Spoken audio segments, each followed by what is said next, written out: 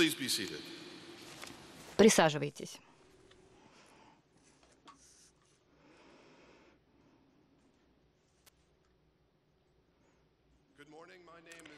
Доброе утро, меня зовут Рэнди Холвард, я являюсь старшим священником Кафедрального собора. Это лица ее Преосвященства епископа Вашингтона. Я приветствую вас в нашем Кафедральном соборе. Добро пожаловать в этот храм молитвы.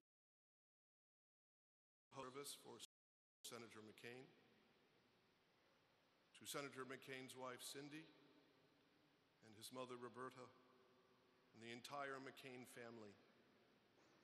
Our hearts are with you and with all those across our country and around the world who grieve the loss of this great American patriot and statesman.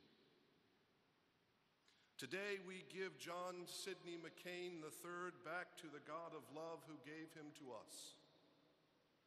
While we mourn his death, our faith tells us that beyond this life, there is indeed more life. And God never lets us go. So as the old prayer says, we gather to give thanks for all the goodness and courage that have passed from John McCain's life into the lives of others, and have left the world a richer and better place.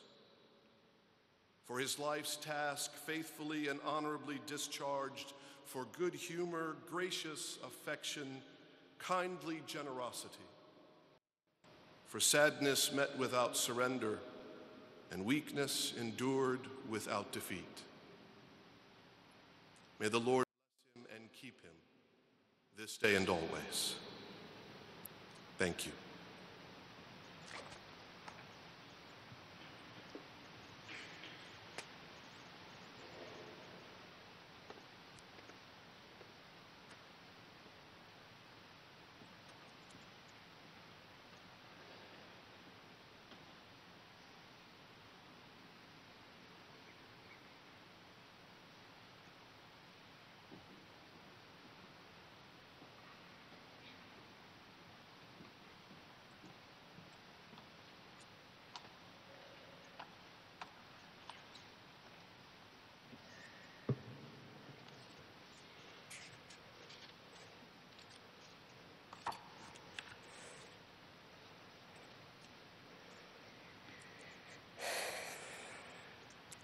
The world is a fine place and worth the fighting for, and I hate very much to leave it. When Ernest Hemingway's Robert Jordan, at the close For Whom the Bell Tolls, lies wounded and waiting for his last fight, these are among his final thoughts. My father had every reason to think the world was an awful place. My father had every reason to think the world was not worth fighting for. My father had every reason to think the world was worth leaving. He did not think any of those things. Like the hero of his favorite book, John McCain took the opposite view. You had to have a lot of luck to have had such a good life. I am here before you today saying the words I have never wanted to say, giving the speech I have never wanted to give, feeling the loss I have never wanted to feel. My father is gone. John Sidney McCain III was many things. He was a sailor. He was an aviator. He was a husband. He was a warrior. He was a prisoner. He was a hero. He was a congressman. He was a senator. He was a nominee for President of the United States. These are all the titles and the roles of a life that has been well lived. They are not the greatest of his titles, nor the most important of his roles. He was a great man. We gather here to mourn the passing of American greatness, the real thing, not cheap rhetoric from men who will never come near the sacrifice he gave so willingly, nor the opportunistic appropriation of those who live lives of comfort and privilege while he suffered and served. He was a great fire who burned bright. In the past few days, my family and I have heard from so many of those Americans who stood in the warmth and light of his fire and found it illuminated what is best about them. We are grateful to them because they are grateful to him. A few have resented that fire for that light it cast upon them, for the truth it revealed about their character. But my father never cared what they thought, and even that small number still have the opportunity, as long as they draw breath, to live up to the example of John McCain. My father was a great man. He was a great warrior. He was a great American. I admired him for all of these things, but I love him because he was a great father. My father knew what it was like to grow up in the shadow of greatness. He did just as his father had done before him. He was the son of a great admiral who was also the son of a great admiral. And when it came time for the third John Sidney McCain to become a man, he had no choice but in his own eyes to walk in those exact same paths. He had to become a sailor. He had to go to war. He had to have his shot at becoming a great admiral, as they also had done. The paths of his father and grandfather led my father directly to the harrowing hell of the Hanoi Hilton. This is the public legend that is John McCain. This is where all the biographies, the campaign literature, and public remembrances say he showed his character, his patriotism, his faith, and his endurance in the worst of possible circumstances. This is where we learned who John McCain truly was. And all of that is very true, except for the last part. Today I want to share with you where I found out who John McCain truly was. It wasn't in the Hanoi Hilton. It wasn't in the cockpit of a fast and lethal fighter jet. It wasn't on the high seas or on the campaign trail. John McCain was in all of those places, but the best of him was somewhere else. The best of John McCain, the greatest of his titles, and the most important of his roles was as a father. Imagine the warrior, the knight of the skies, gently carrying his little girl to bed. Imagine the dashing aviator who took his aircraft hurtling off pitching decks in the South China Seas, kissing the hurt when I fell and skinned my knee.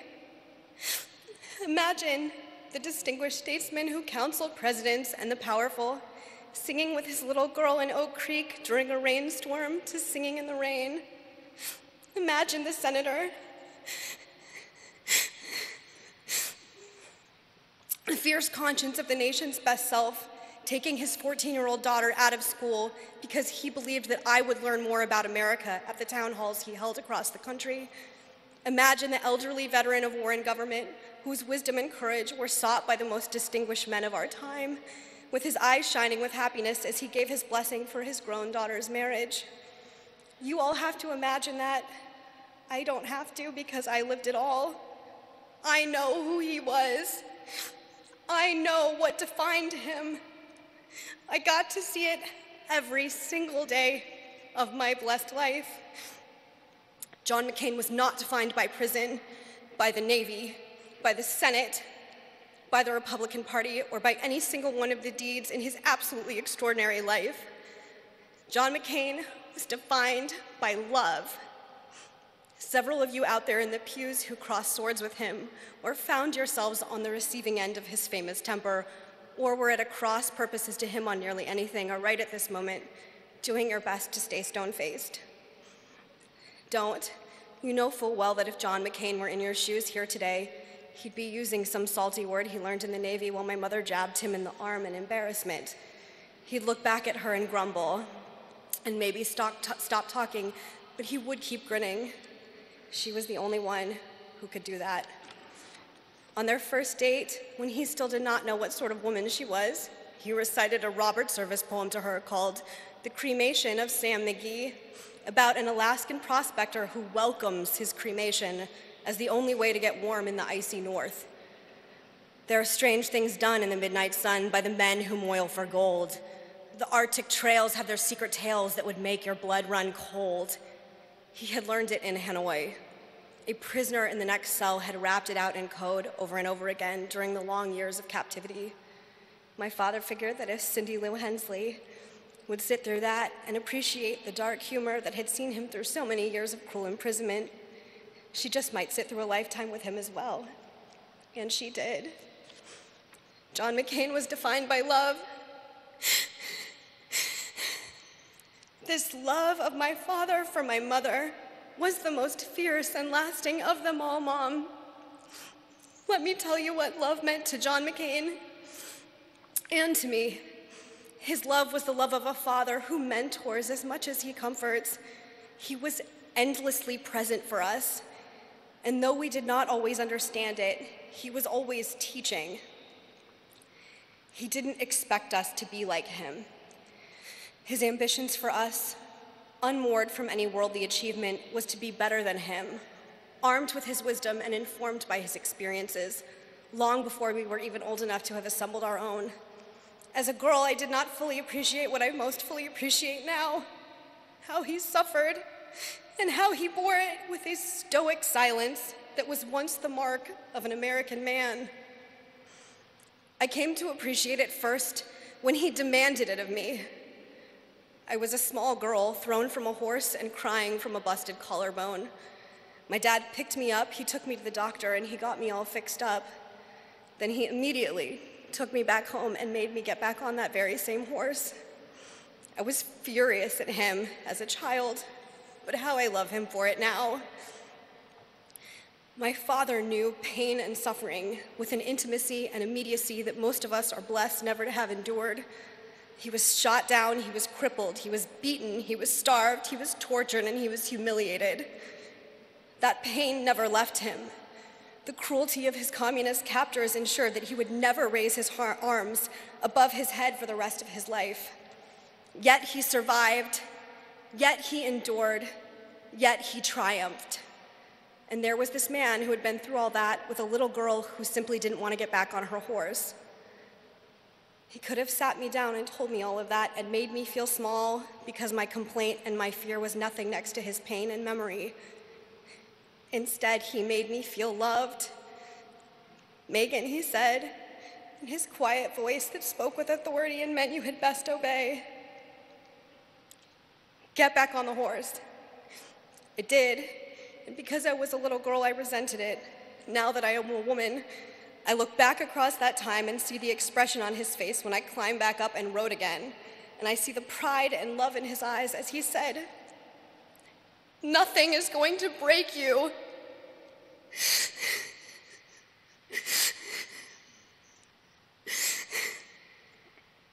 For the rest of my life, whenever I fall down, I get back up. Whenever I am hurt, I drive on. Whenever I am brought low, I rise. That is not because I am uniquely virtuous or strong or resilient. It is simply because my father, John McCain, was. When my father got sick, and I asked him what he wanted me to do with this eulogy, he said, "Show them how tough you are." That is what love meant to John McCain. Love for my father also meant caring for the nation entrusted to him.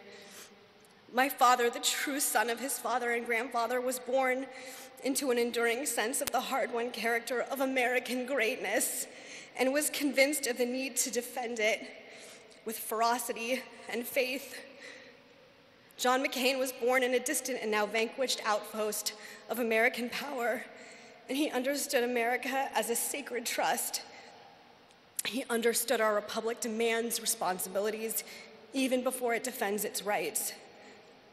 He knew navigating the line between good and evil was often difficult, but always simple. He grasped that our purpose and our meaning was rooted in a missionary's responsibility stretching back centuries.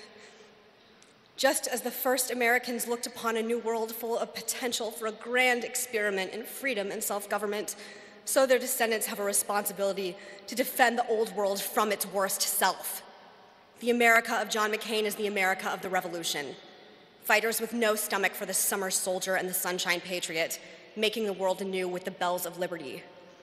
The America of John McCain is the America of Abraham Lincoln. fulfilling the promise of the Declaration of Independence that all men are created equal, and suffering greatly to see it through. The America of John McCain is the America of the boys who rushed the colors in every war across 3 centuries, knowing that in them is the life of the Republic, and particularly those, by their daring, as Ronald Reagan said, gave up their chance at being husbands and fathers and grandfathers, and gave up their chance to be revered old men. The America of John McCain is, yes, the America of Vietnam, fighting the fight even in the most forlorn cause, even in the most grim circumstances, even in the most distant and hostile corner of the world, standing even defeat for the life and liberty of other peoples in other lands. The America of John McCain is generous and welcoming and bold. She is resourceful and confident and secure. She meets her responsibilities. She speaks quietly because she is strong. America does not boast because she has no need to. The America of John McCain has no need to be made great again because America was always great.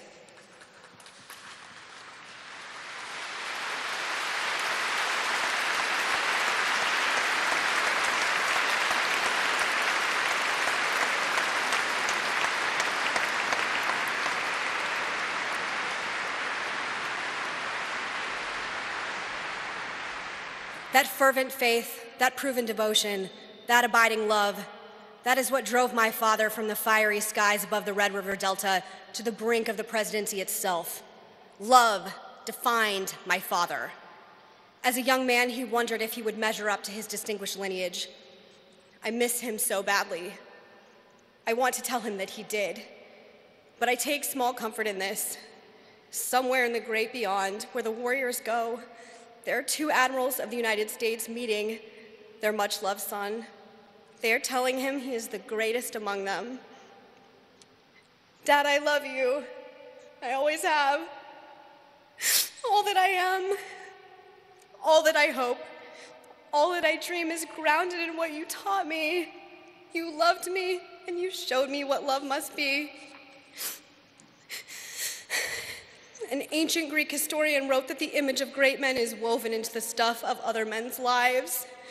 Dad, your greatness is woven into my life.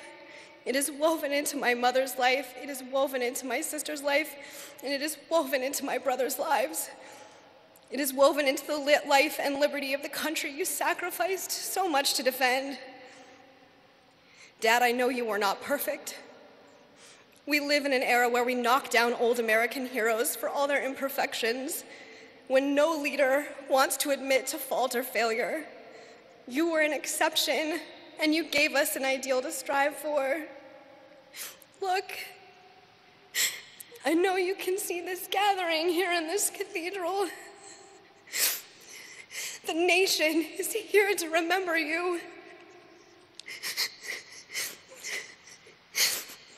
Like so many other heroes, you leave us draped in the flag you loved. You defended it, you sacrificed it, you have always honored it. It is good to remember, but we are Americans. We don't put our heroes on pedestals just to remember them. We raise them up because we want to emulate their virtues. This is how we honor them, and this is how we will honor you. My father is gone. My father is gone, and my sorrow is immense. But I know his life, and I know it was great because it was good. And as much as I hate to see him go, I do know how it ended.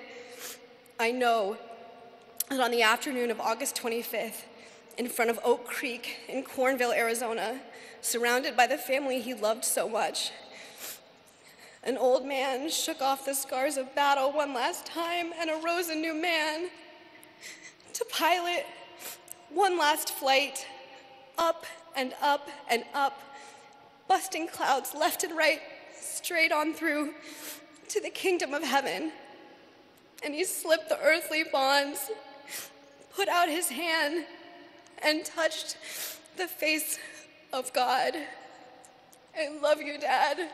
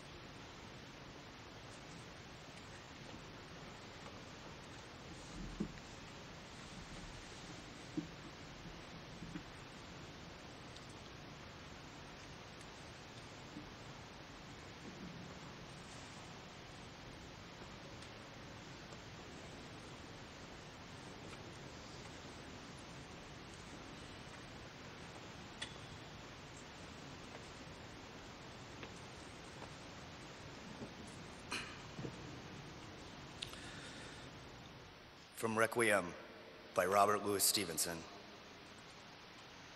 Under the wide and starry sky, dig the grave and let me lie. Gladly did I live and gladly die. And I laid me down with the will. Be this the verse you grave for me, here he lies where he longed to be. Home is the sailor, home from the sea, and the hunter, home from the hill.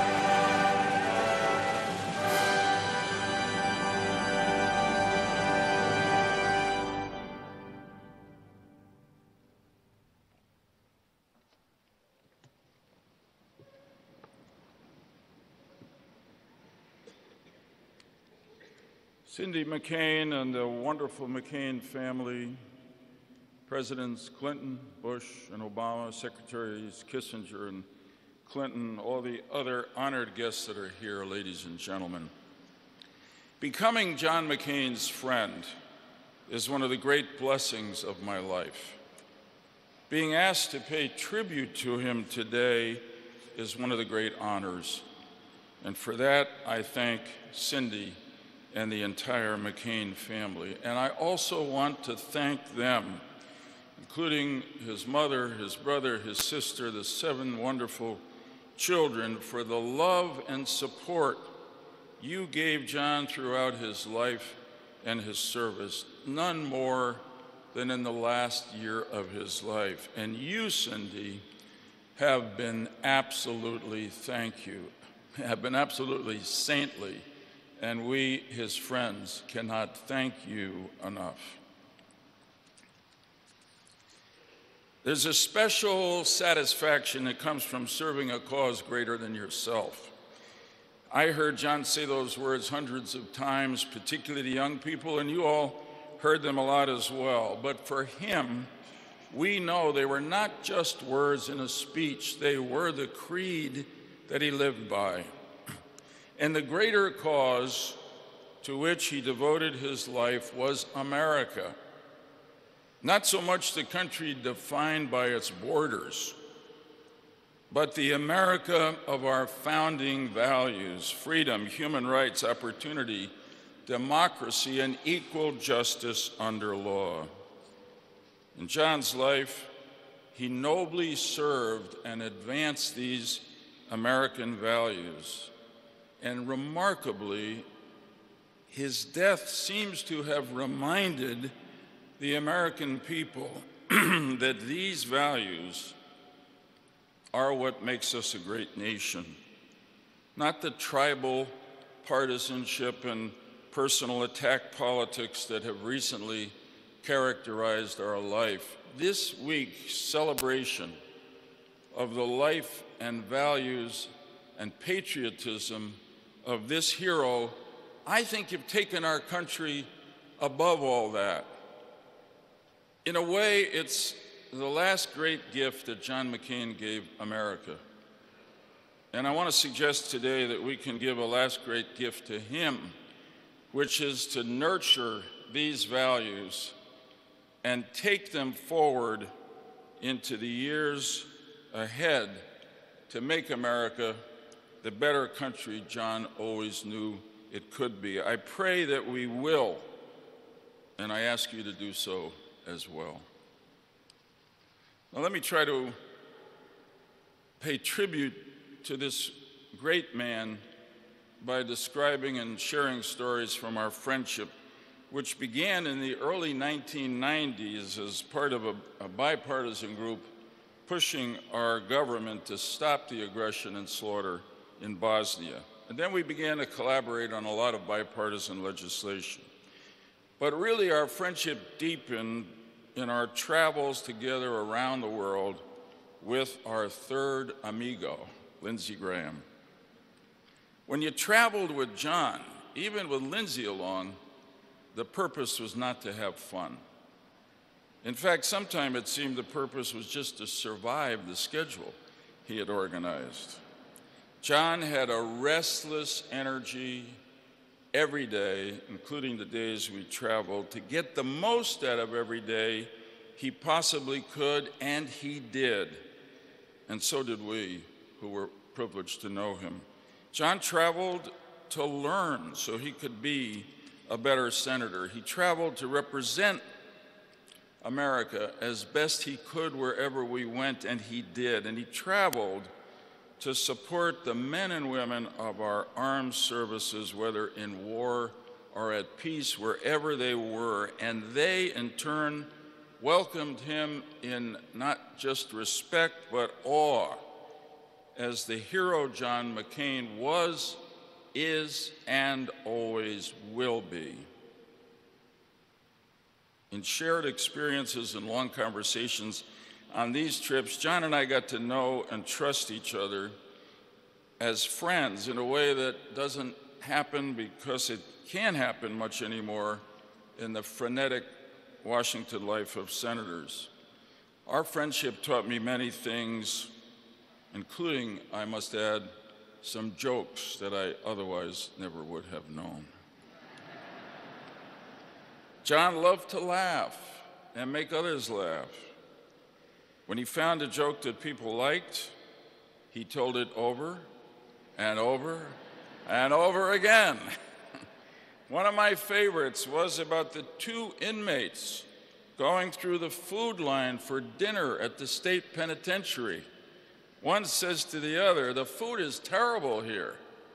And the other says, "It was a lot better when I was governor."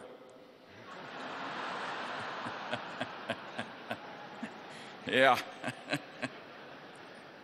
I heard that one often, and I laughed every time because John laughed so hard every time he told it.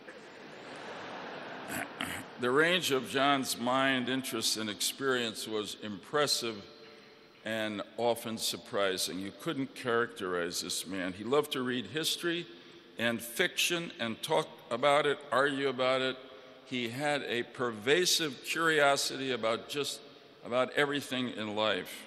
He loved the outdoors and all of God's creatures, large and small, who lived there.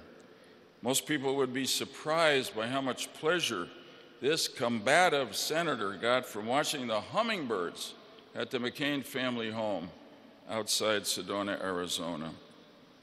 But of course, John's great strength was his character.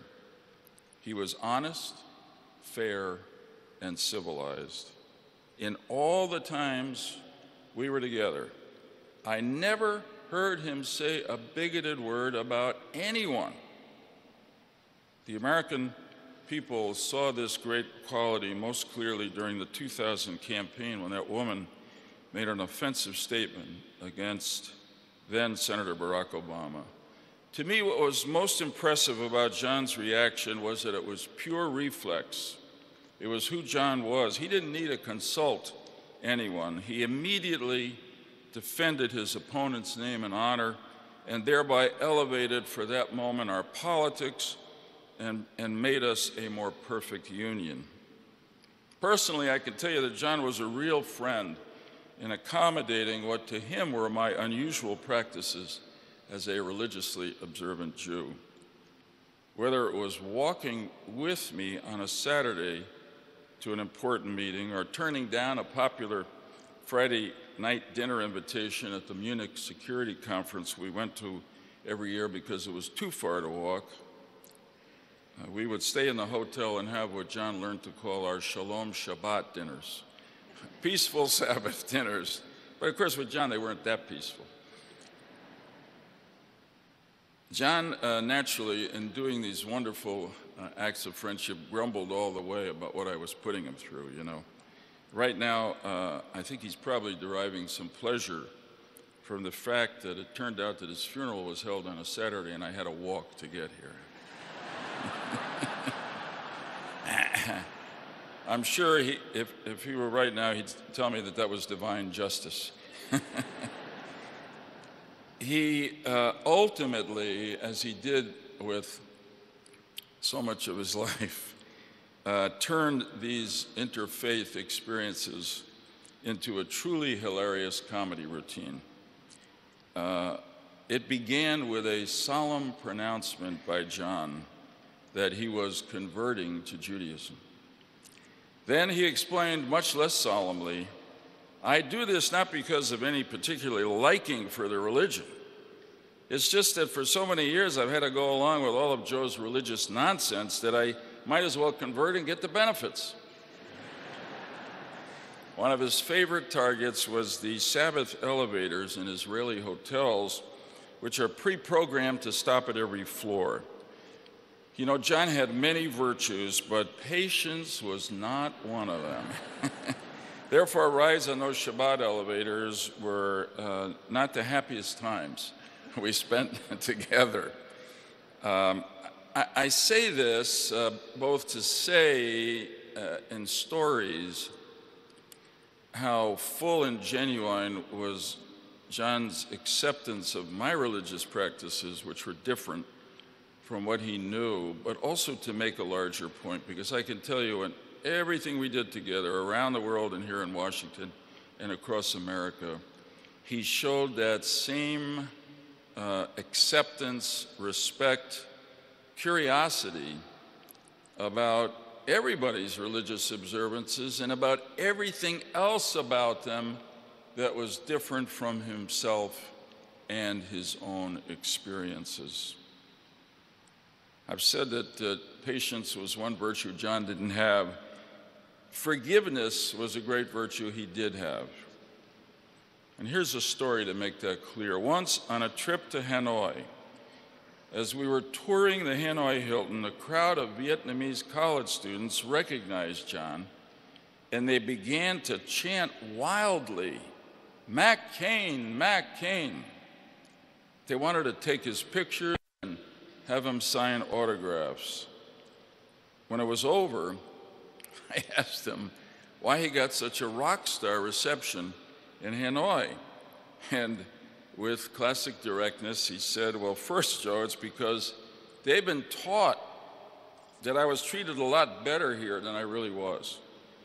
And second, it's because of the normalization of relations between the U.S. and Vietnam."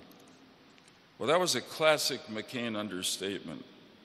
Along with President Clinton and John Kerry, John McCain was the leader in Congress in bringing about the normalization of relations between the U.S. and Vietnam, an extraordinary act of personal forgiveness when you consider what the Vietnamese did to him during his 5.5 years as a prisoner of war.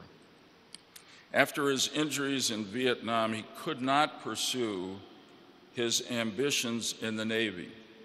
So he turned to government service as his greater American cause. Of course, I didn't know John in his youth, but I don't think, from what I've heard, that he was born with the natural skills of a legislator. And yet he learned them and became a great one. He knew when to be irascible and immovable and when to negotiate and compromise to get something done. He regularly reached across party lines because he knew that was the only way to solve problems and seize opportunities for the people of our country and his state. As a result, his legislative record is extremely impressive. He also fought and lost some big battles to stop climate change, to close the gun show loophole, to broadly reform our immigration laws.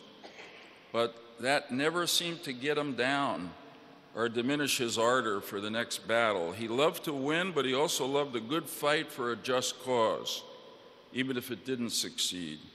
Overall, he won many more than he lost, and all of his big wins were achieved with bipartisan support. In 2008, when John was the Republican nominee for president, he had this far-out idea of asking a Democrat to be his running mate. Can you believe that? Let me explain it to you, as he did. When he first talked to me about it, I said, "You know, John, I'm really honored, but I don't see how you can do it. Even though I won my last election as an independent, I'm still a registered Democrat." And John's response was direct and really ennobling. "That's the point, Joe," he said with a certain impatience. "You're a Democrat, I'm a Republican. We could give our country the bipartisan leadership it needs for a change." When John returned to the Senate after his surgery last summer and voted against the Republican health care bill, some people accused him of being disloyal to his party and the president. But that was not the case. If you listen to the speech he gave that day, you'll know it was not the case. That speech made clear that his vote was not really against that bill, but against the mindless partisanship that has taken control of both of our political parties and our government and produced totally one-sided responses to complicated national problems like health care. And of course, he was right. In his remarks last July, John also spoke eloquently of our position in the world, of America's continuing responsibility for principled leadership in the world. It was as if he thought that might be one of his last best opportunities to move his colleagues and his country. It's a speech worth reading, but I just want to quote one sentence. "What greater cause could we hope to serve than helping keep America the strong, aspiring, inspirational beacon of liberty and dignity and defender of the dignity of all human beings?" That, in short, was the McCain American foreign policy: moral, engaged, and strong. And again, these words were not just rhetoric for John. He acted on them. He lived them. In our travels around the world, I can tell you he always reassured our allies and unsettled our enemies, standing for America's best values, attacking totalitarian governments, whether in Moscow, Tehran, Pyongyang, or anywhere else. If we were going to a country that was not fully free, John insisted that we meet with the local human rights activists as well as the government. I will never forget that day in Myanmar. During the military dictatorship there, we met 3 men who had just been released from political prison and showed terrible signs of physical and psychological abuse. And yet they told us that they would never have survived if they had not heard in jail that the great American senator, John McCain, had supported their cause, read their names on the U.S. Senate floor, and demanded their release. On another occasion, we visited a refugee camp for Syrians who had been forced out of their country into Turkey by the brutal aggression of Assad, the Iranians, and the Russians. We were the first members of Congress to visit that camp, and there was some concern about the reception we would receive. Earlier in the day, in fact, an official of the UN had been there and was booed and had shoes thrown at him. When we arrived, a large crowd of Syrian refugees had formed and was, in fact, chanting. But rather than booing and throwing shoes, they were cheering and chanting words of welcome and thanks. And the 2 words they chanted most were John McCain. What is most remarkable about these 2 stories, and I could tell you many more, is how unremarkable they are. And that's because the name John McCain, based on the actions of the man John McCain, had become a source of hope and inspiration for oppressed people throughout the world, as it was a source of security for allied countries that share our values. One last story. One of John's favorite cities in the world was Jerusalem. And one of his favorite things to do there was to stand on the balcony with Lindsay and me of our hotel, looking out at the old city and discussing all the religious and political history that had happened there over the centuries. So when I first told John that I had decided not to run for the Senate again in 2012, he was puzzled and, frankly, even a little bit angry. But then the next day he called me, and this is my best recollection of the conversation. He said, I've been thinking, if you go out into the private sector, you're going to make some more money, and then you and Hadassah can afford to buy a second home in Jerusalem that has an extra room for me with a balcony where we can look out and talk about that city and its history. Well, since then, when I talked to John or visited with him, he would ask me, Joey, have you made enough money yet to buy that place in Jerusalem? And I'd answer, not yet, Johnny, but I'm getting closer. Now, sadly, fate has intervened before we could realize that dream. But I am comforted by the fact that Jerusalem is not just a holy and historic city. It is also the visionary symbol of the dreams that all people share and the destiny that we all desire. It is the original heavenly shining city on the hill. In that sense, For many people in the life of the Spirit, Jerusalem, the shining city on the hill, are really heaven. And it is to that heavenly Jerusalem where I am confident the soul of John Sidney McCain III is going now. And I want to imagine that there's going to be a beautiful home waiting for him there, with a balcony from which he can contemplate the shining city and hopefully inspire us here on earth to conduct ourselves with just some of the patriotism, principles, and courage that characterized his magnificent life of service to America and to so many noble causes greater than himself. Godspeed, dear friend. May angels sing you to your eternal home.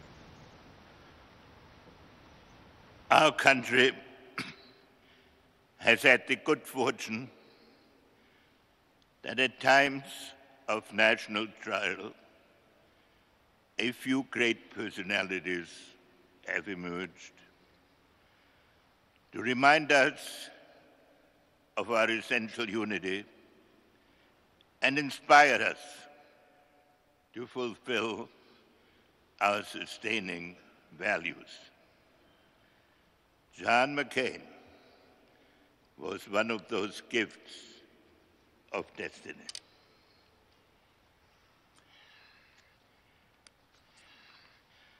I met John for the first time in April 1973 at a White House reception for prisoners returned from captivity in Vietnam.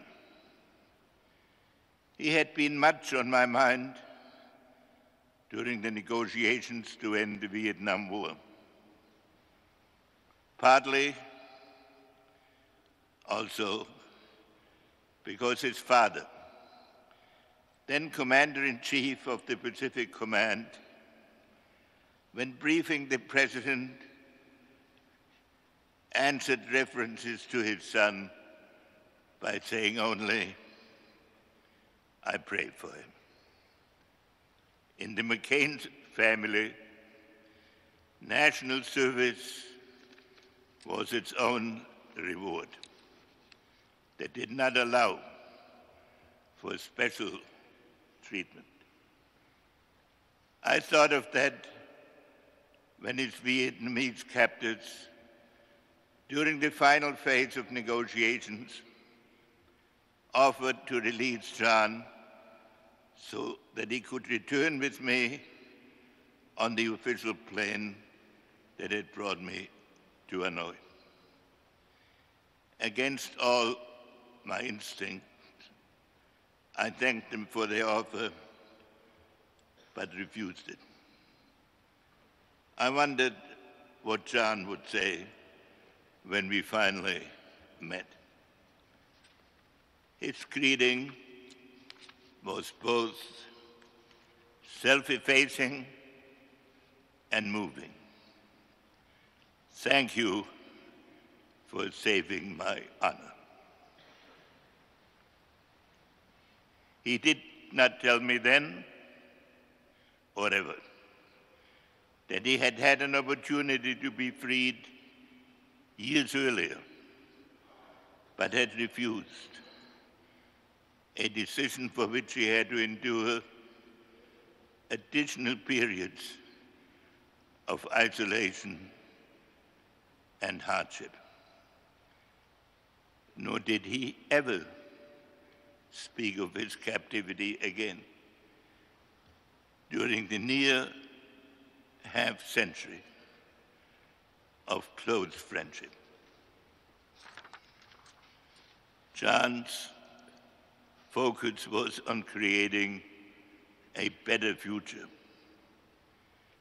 As a senator, he supported the restoration of relations with Vietnam, helped bring it about on a bipartisan basis in the Clinton administration, and became one of the advocates of reconciliation with his erstwhile enemy. Honor was John's lodestar. It is an intangible quality. It is not obligatory. It has no written code. It reflects an inward compulsion, free of self-interest.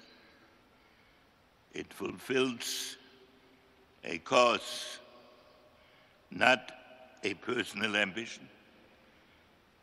It represents what a society lives for beyond the necessities of the moment. Law makes life possible. Honor ennobles it. For John, it was a way of life. John returned to an America divided over its presidency, divided over the war.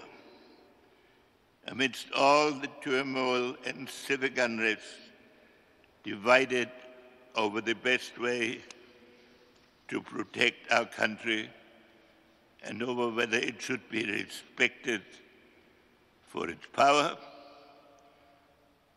or its ideals. John came back from the war and declared that this is a false choice. America owed it to itself to embrace both strengths and ideals.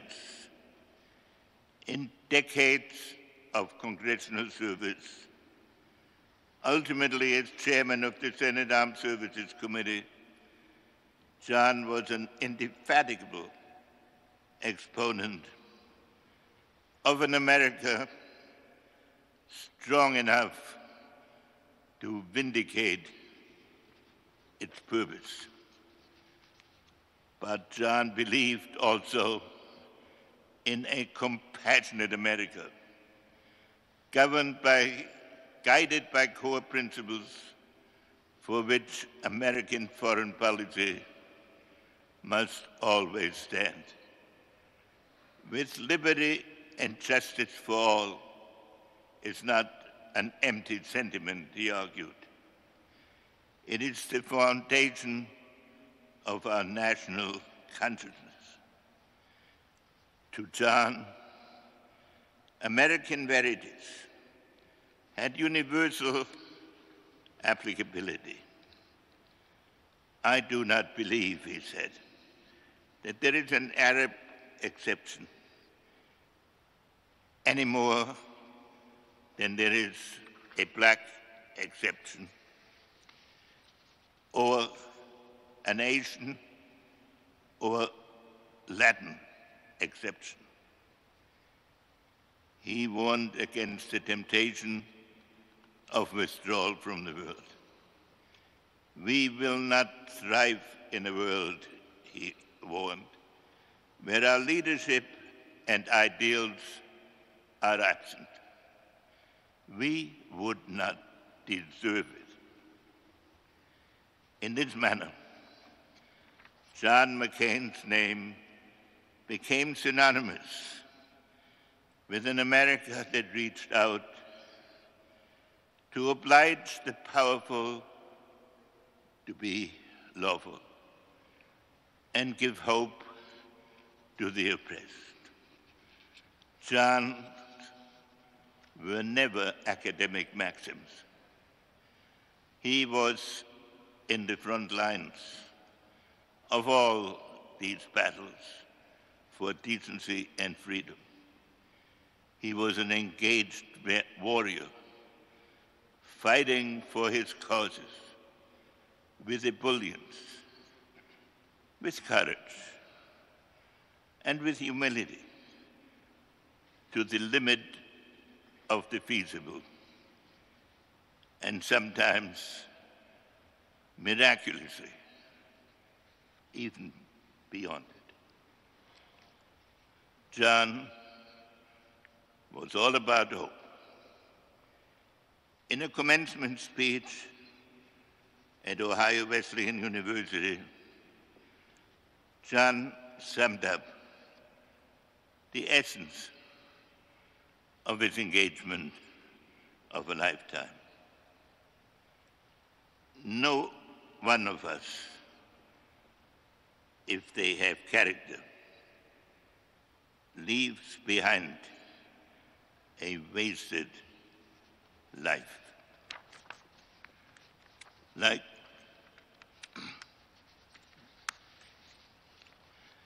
most people of my age, I feel a longing for what is lost and cannot be restored. But if the happy pursuits and casual beauty of youth prove ephemeral, something better can endure, and endure until our last moment on earth. And that is the honor we earn and the love we give at a moment in our lives when we sacrifice for something greater than ourselves. Heroes inspire us by the matter-of-factness of their sacrifice and the elevation of their vision. The world will be lonelier without John McCain.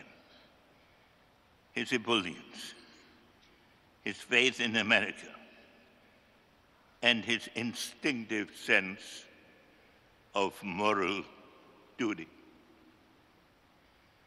None of us will ever forget how even in his parting, John has bestowed on us a much-needed moment of unity and a renewed faith in the possibilities of America. Henceforth, the country's honor is ours to sustain.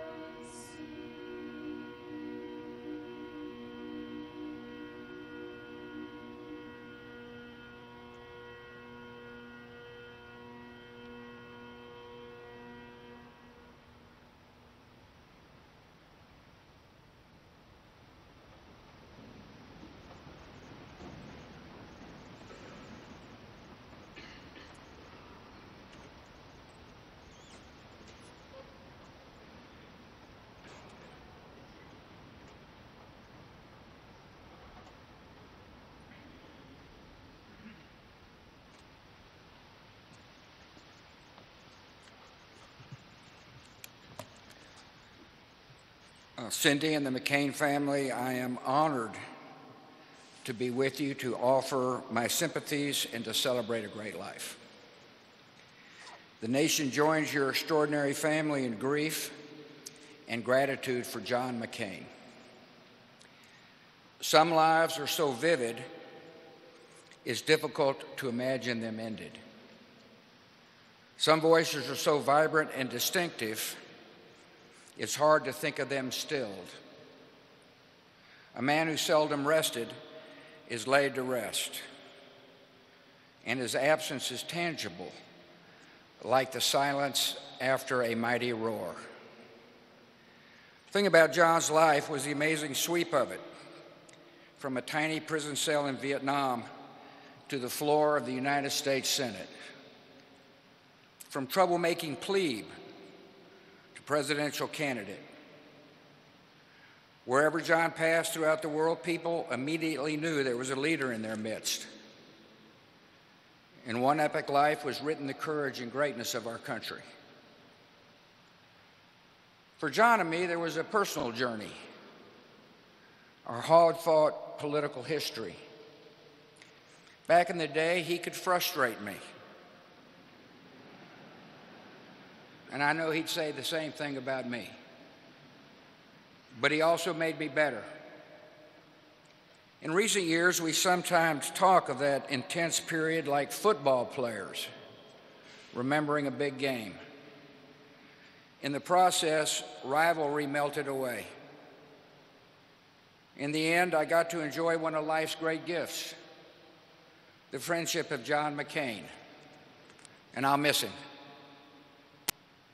Moments before my last debate ever with Senator John Kerry in Phoenix, I was trying to gather some thoughts in the holding room. I felt a presence, opened my eyes, and 6 inches from my face was McCain, who yelled, "Relax, relax."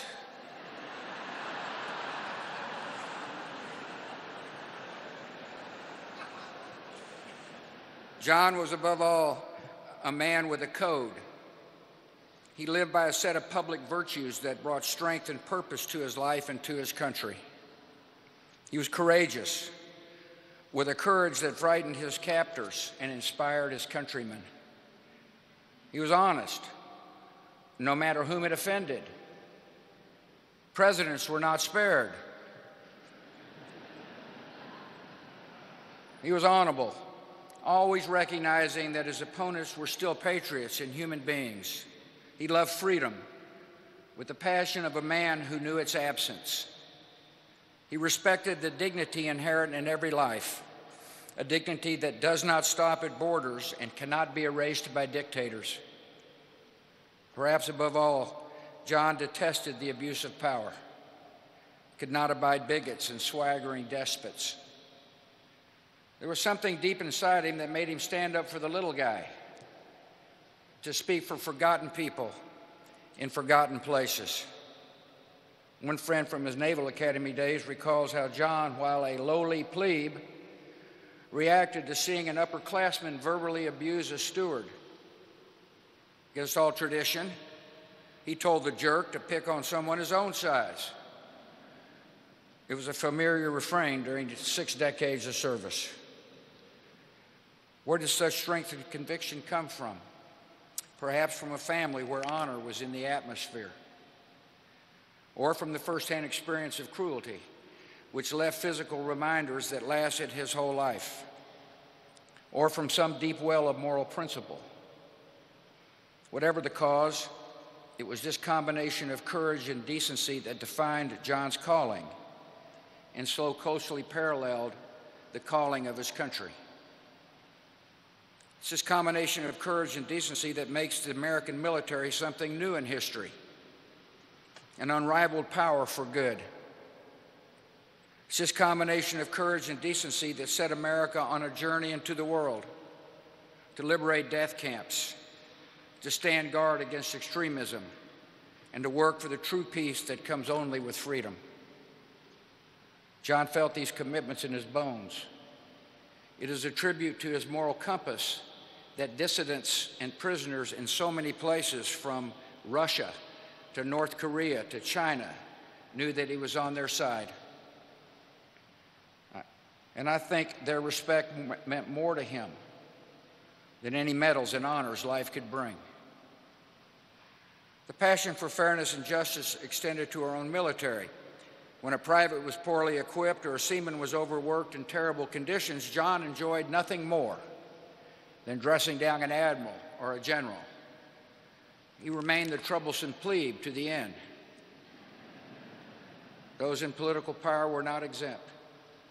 At various points throughout his long career, John confronted policies and practices that he believed were unworthy of his country. To the face of those in authority, John McCain would insist, "We are better than this. America is better than this." John, as he was the first to tell you, was not a perfect man, but he dedicated his life to national ideals that are as perfect as men and women have yet conceived. He was motivated by a vision of America carried ever forward, ever upward, on the strength of its principles. He saw our country not only as a physical place or power, but as the carrier of enduring human aspirations, as an advocate for the oppressed, as a defender of the peace, as a promise, unwavering, undimmed, unequal. The strength of a democracy is renewed by reaffirming the principles on which it was founded. And America somehow has always found leaders who were up to that task, particularly at the time of greatest need. John was born to meet that kind of challenge, to defend and demonstrate the defining ideals of our nation. If we're ever tempted to forget who we are, to grow weary of our cause, John's voice will always come as a whisper over our shoulder. We are better than this. America is better than this. John was a restless soul. He really didn't glory in success or wallow in failure because he was always on to the next thing. Friends said he can't stay in the same experience. One of his books ended with the words, "And I moved on." John has moved on. He would probably not want us to dwell on it, but we are better for his presence among us. The world is smaller for his departure, and we will remember him as he was, unwavering, undimmed, unequal.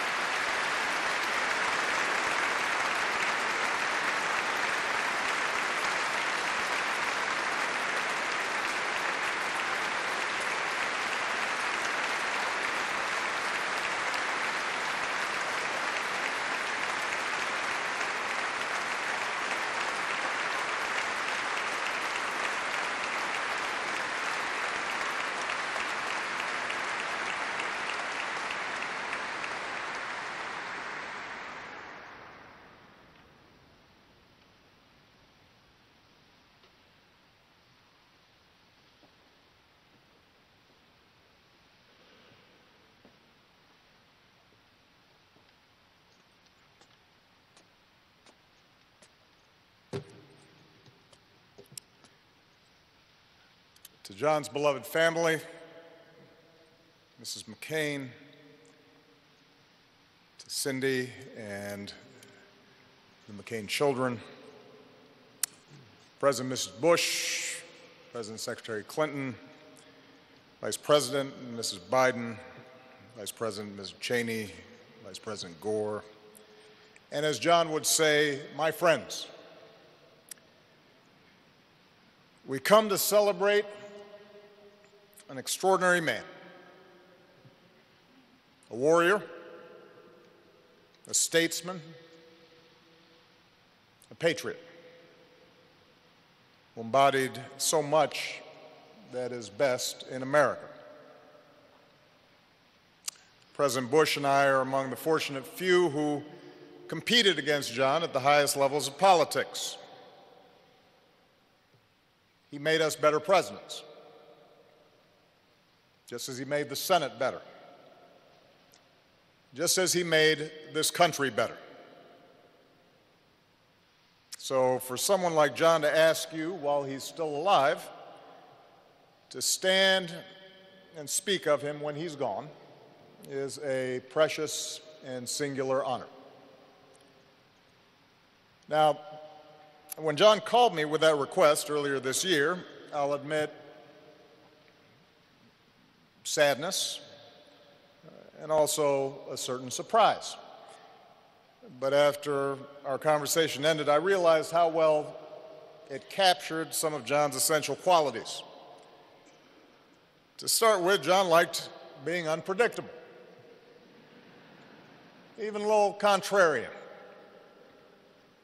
He had no interest in conforming to some prepackaged version of what a senator should be, and he didn't want a memorial that was going to be prepackaged either. It also showed John's disdain for self-pity. He had been to hell and back, and yet somehow never lost his energy or his optimism or his zest for life. So cancer did not scare him, and he would maintain that buoyant spirit to the very end, too stubborn to sit still, opinionated as ever, fiercely devoted to his friends, and most of all to his family. It showed his irreverence,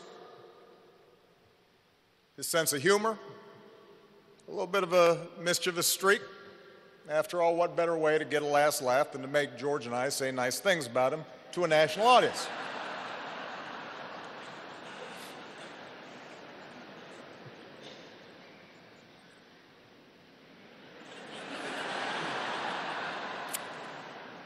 And most of all, it showed a largeness of spirit,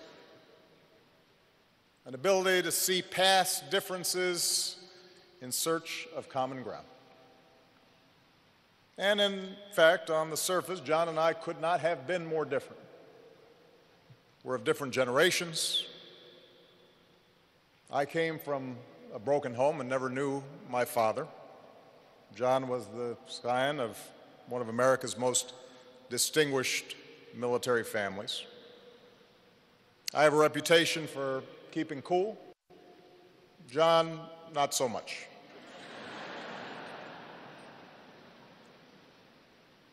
We were standard bearers of different American political traditions, and throughout my presidency, John never hesitated to tell me when he thought I was screwing up, which by his calculation was about once a day. But for all our differences, for all the times we sparred, I never tried to hide, and I think John came to understand the long-standing admiration that I had for him.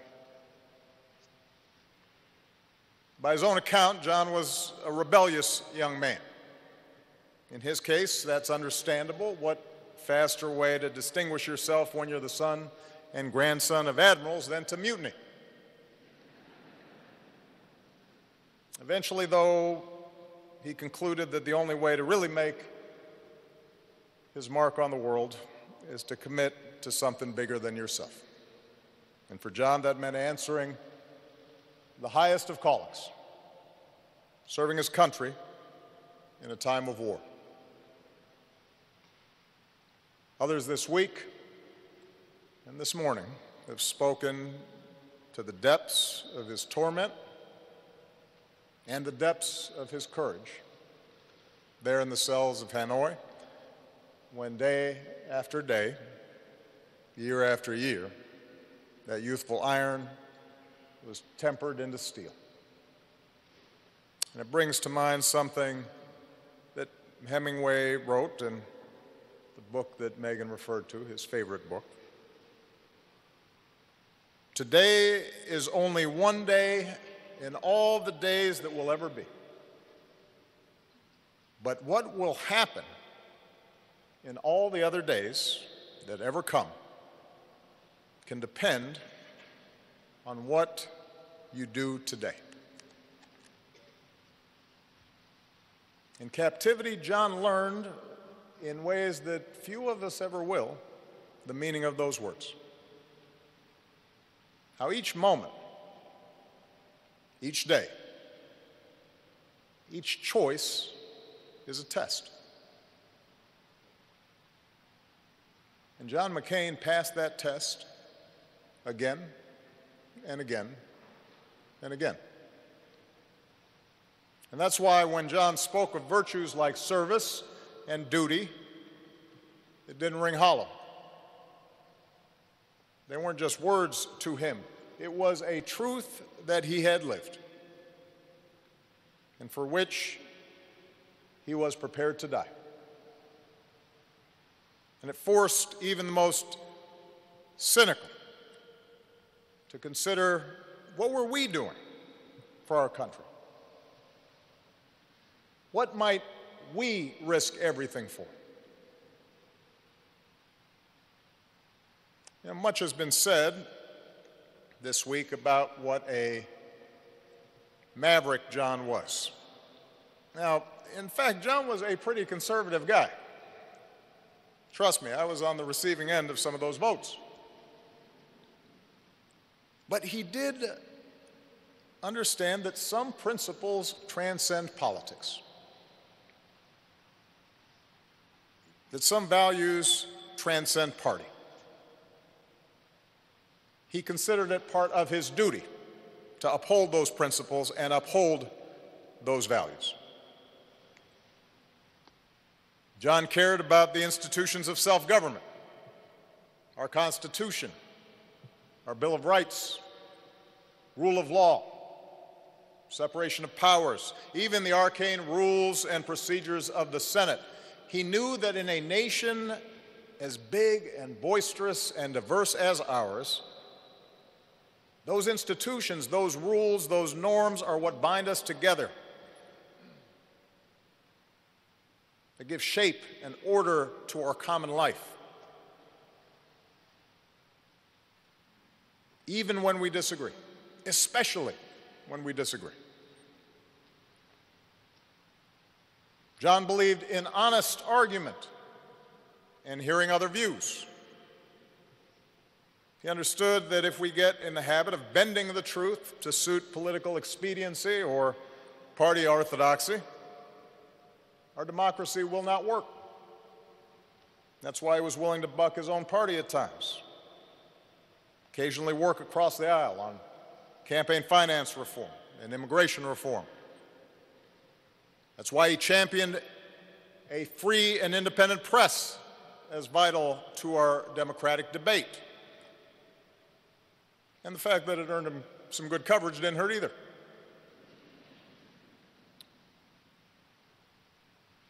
John understood, as JFK understood, as Ronald Reagan understood, that part of what makes our country great is that our membership is based not on our bloodline, not on what we look like, what our last names are.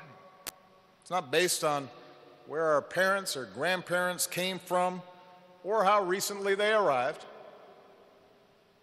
but on adherence to a common creed, that all of us are created equal, endowed by our Creator with certain inalienable rights. It's been mentioned today, and we've seen footage this week of John pushing back against supporters who challenged my patriotism during the 2008 campaign. I was grateful, but I wasn't surprised. As Joe Lieberman said, it was John's instinct. I never saw John treat anyone differently because of their race or religion or gender. And I'm certain that in those moments that have been referred to during the campaign, he saw himself as defending America's character, not just mine. For he considered it the imperative of every citizen who loves this country to treat all people fairly. And finally, while John and I disagreed on all kinds of foreign policy issues, we stood together on America's role as the one indispensable nation, believing that with great power and great blessings comes great responsibility. That burden is borne most heavily by our men and women in uniform. Service members like Doug, and Jimmy, and Jack, who followed their father's footsteps, as well as the families who serve alongside our troops.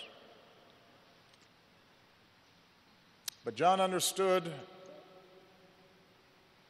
that our security and our influence was won not just by our military might, not just by our wealth, not just by our ability to bend others to our will, but from our capacity to inspire others with our adherence to a set of universal values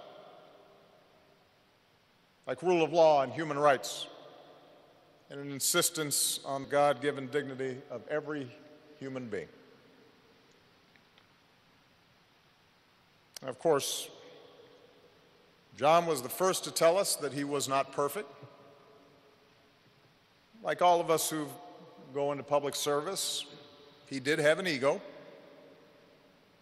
Like all of us, there were no doubt some votes he cast, some compromises he struck, some decisions he made that he wished he could have back.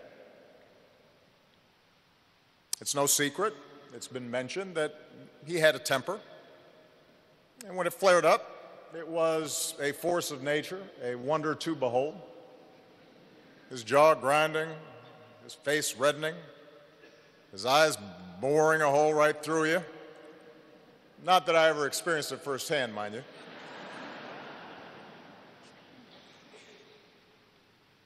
But to know John was to know that as quick as his passions might flare, he was just as quick to forgive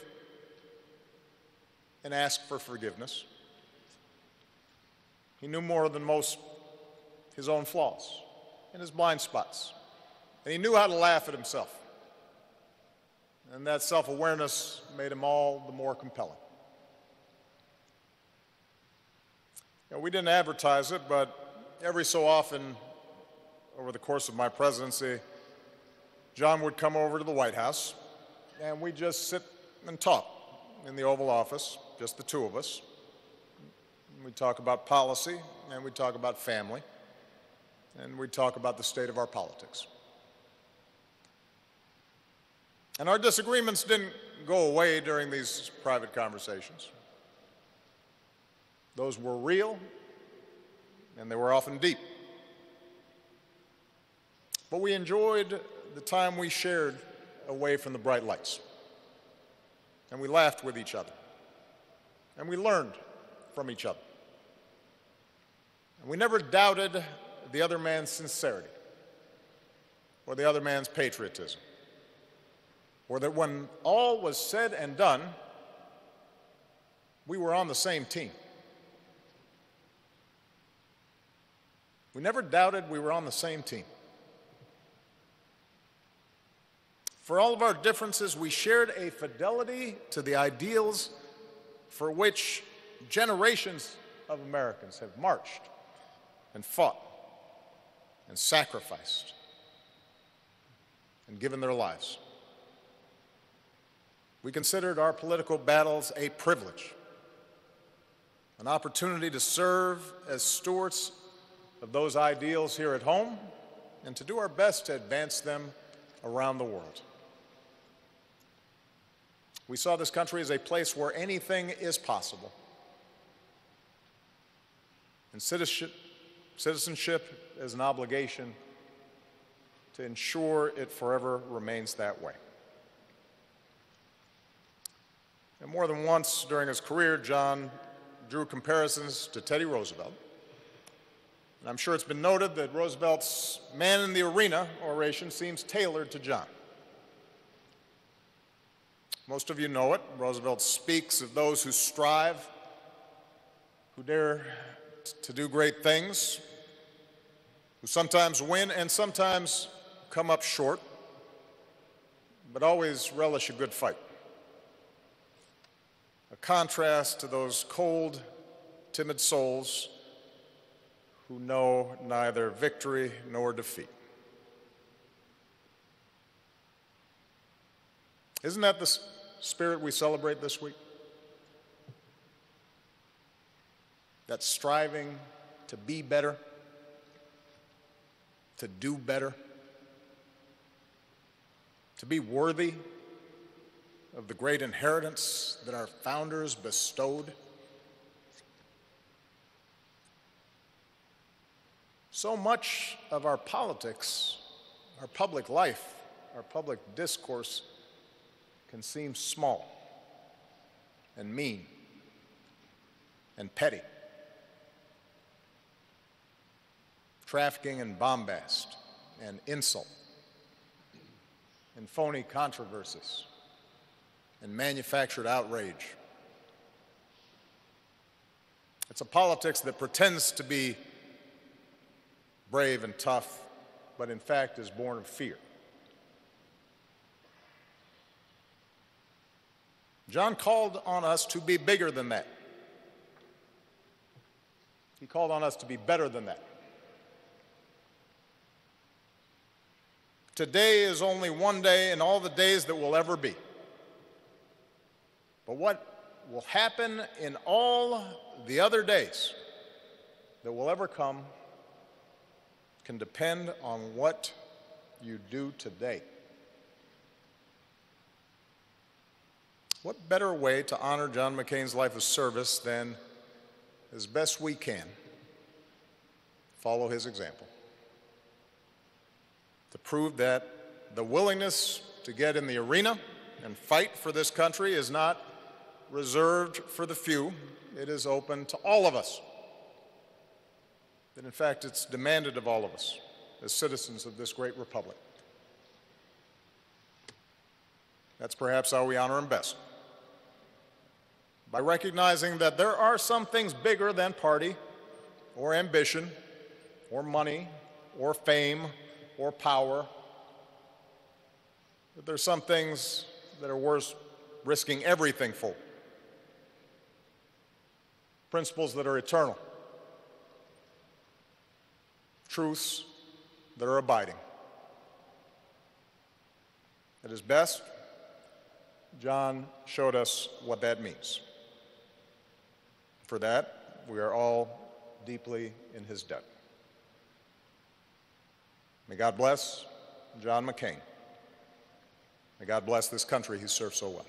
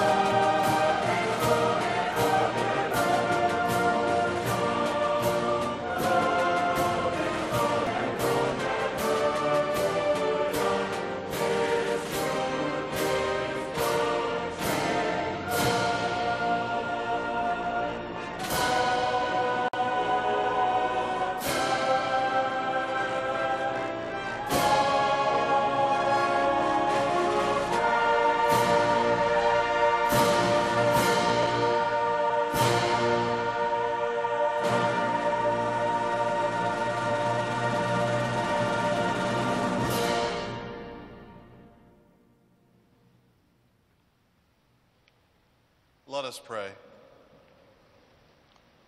O God of grace and glory, we remember before you this day our brother John.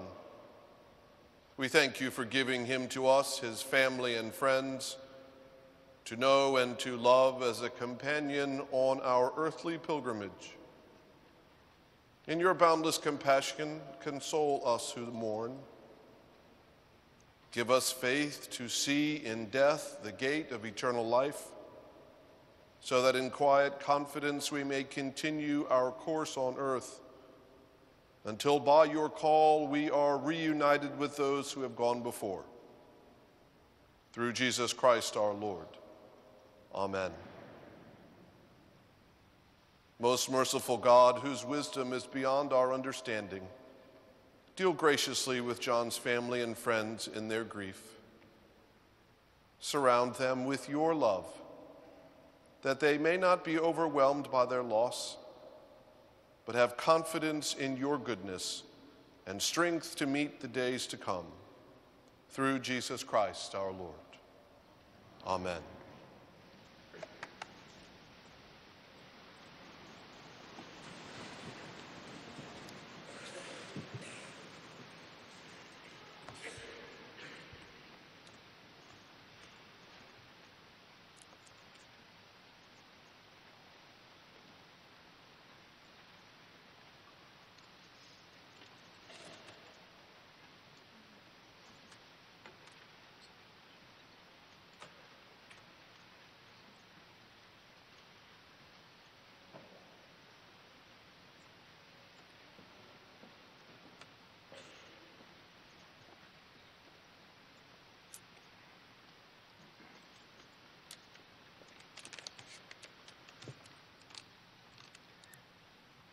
A reading from the Book of Wisdom. The souls of the righteous are in the hand of God, and no torment will ever touch them. In the eyes of the foolish, they seem to have died, and their departure was thought to be a disaster, and their going from us to be their destruction. But they are at peace. For though in the sight of others they were punished, their hope is full of immortality. Having been disciplined a little, they will receive great good, because God tested them and found them worthy of himself. Those who trust in him will understand truth, and the faithful will abide with him in love, because grace and mercy are upon his holy ones, and he who watches over his elect. The word of the Lord.